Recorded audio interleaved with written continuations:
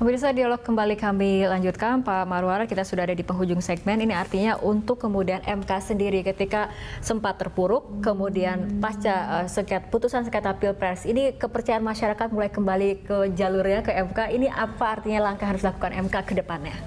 Ya, kalau saya melihat ini tentu saja bagaimana MK mempertahankan dengan konsisten keadaan yang sekarang, tetapi juga tidak ragu-ragu untuk melakukan juga reorganisasi di dalam tubuh sekretariat jenderalnya, misalnya dalam rangka bagaimana membentuk adanya suatu organ yang bisa memonitor implementasi putusan-putusan MK di bidang judicial review seperti yang biasa kita dengar juga seharusnya menjadi tugas pemerintah itu, tetapi sampai sekarang tidak ada.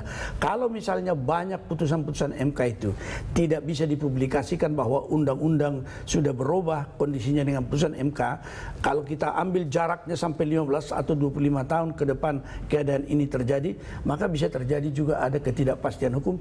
Rakyat, pejabat maupun siapa saja di Indonesia tidak tahu apa yang jadi hukum sekarang. Karena setiap putusan MK itu yang mengatakan suatu undang-undang itu bertentangan dengan konstitusi, ia mengeluarkan norma itu dari sistem hukum, tapi seberapa jauh publikasi dan implementasi dilakukan oleh pihak pembuat undang-undang itu menjadi masalah besar yang bisa juga mengancam public trust terhadap MK. Oke, baik Pak Refli. Ya, coba bayangkan misalnya ahli di MK saja yang diajukan Prabowo Hatta mengatakan putusan MK tidak berlaku gitu. Yang putusan 102 yang membolehkan unregistered voters untuk bisa memilih. Nah, itu saja kan menunjukkan problematiknya bahwa tingkatan elit saja kadang-kadang kemudian lupa dengan putusan-putusan yang sudah dibacakan sebelumnya.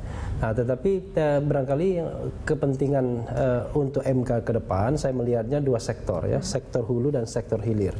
Saya kira stakeholders yang terlibat ya, baik itu DPR, Presiden dan Mahkamah Agung itu harus betul-betul memperhatikan rekrutmen hakim konstitusi untuk kontinuitas yang baik. Di sektor hilirnya ya, kita berharap bahwa hakim-hakim MK dengan supporting sistemnya tetap menjaga kerja yang anti mafia peradilan, kemudian transparan, imparsial, ya kan, menjaga diri, menjadi manusia setengah malaikat, ya, setengah dewa, lalu kemudian memilih dan memilah untuk berkomentar dan lain sebagainya, dan kemudian menjawab keluhan itu dengan putusan-putusan yang bernas dan cerdas. Nah, kalau itu terpenuhi, saya kira kita banyak kembali berharap kepada Mahkamah Konstitusi sebagai champion ya di dalam era reformasi ini begitu. Kita harapkan memang seperti itu. Baik, terima kasih Pak Refli dan juga Pak Marwara telah hadir bersama kami dan berbincang dalam Prime Time Talk. Terima kasih Pak. Terima kasih.